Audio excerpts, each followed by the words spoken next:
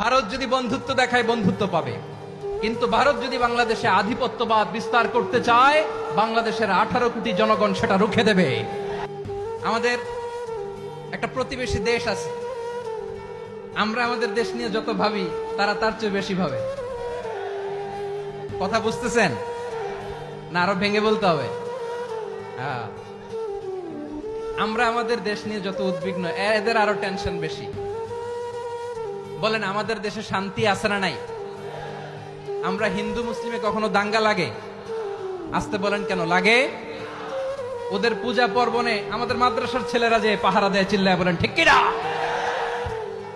আমাদের তাফসির মাহফিলের সময় ওরা ডিস্টার্ব করে, ঢোল বাজায় না। ওদের পূজা পার্বণের সময় আমাদের তাফসির মাহফিলের ডেট হলে আমরা চেঞ্জ করে দেই। সুবহানাল্লাহ, কি সাম্প্রদায়িক সম্প্রীতির রোল মডেল। আর ওই বাংলাদেশের ব্যাপারে তারা অনেক ডিস ইনফরমেশন ছড়াচ্ছিল। ভারতের অনেকগুলো গণমাধ্যম, আমি জেনারেলাইজ করব না, আমাদের প্রতিবেশী দেশের সব গণমাধ্যমকে আমি দোষ দিতে চাই না, অনেকগুলো গণমাধ্যম তারা ডিস ইনফরমেশন শেয়ার করেছে। ডিস ইনফরমেশন আর মিস ইনফরমেশনের পার্থক্য আছে। মিস ইনফরমেশন না জেনে ভুল বুঝে একটা মিথ্যা বা ভুল তথ্য ছড়িয়ে দেয়া, এটার ক্ষমা আছে, এটার কি আছে। আর ডিস ইনফরমেশন মানে ইচ্ছা করে, প্ল্যান করে, ম্যাপ করে, ছক এঁকে মিথ্যা, গুজব, রটনা সোশ্যাল মিডিয়ায় ছড়ানো, এটার ক্ষমা আছে? আওয়াজ করে বলেন, ক্ষমা আছে?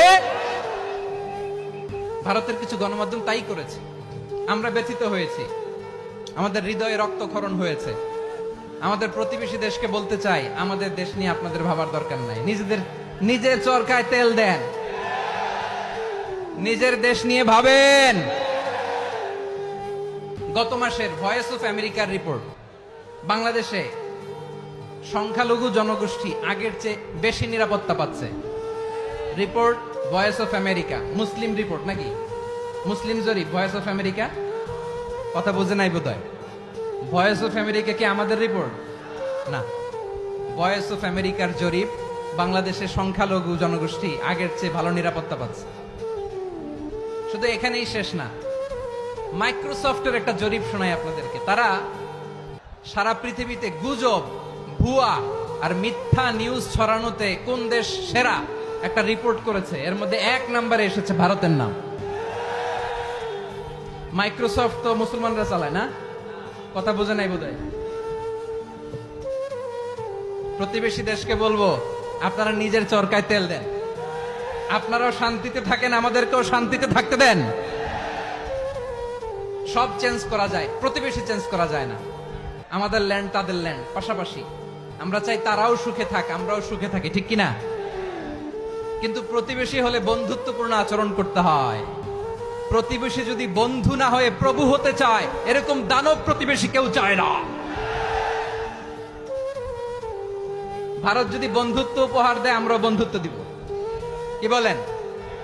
তারা যদি বন্ধু সুলভ আচরণ করে, আমরাও বন্ধুত্ব উপহার দেব। কারণ আমাদের পররাষ্ট্র নীতি হচ্ছে সবার সাথে বন্ধুত্ব, কারোর সাথে বৈরিতা নয়। আলহামদুলিল্লাহ বলেন, কত চমৎকার পলিসি আমাদের।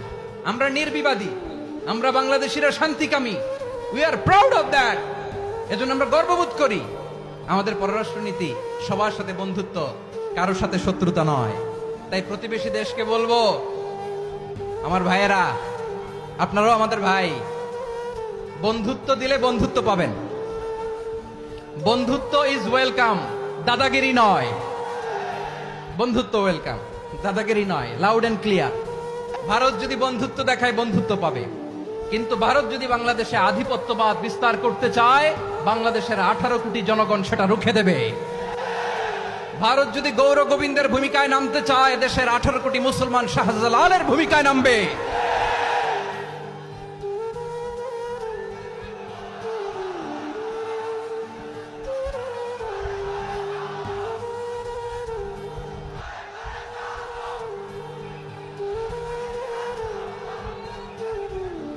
প্রিয় ভাইয়েরা, আমরা বন্ধুত্বে বিশ্বাসী, শত্রুতায় নই, ঠিক কিনা বলেন? আল্লাহ আমাদেরকে বোঝার তৌফিক দান করুক।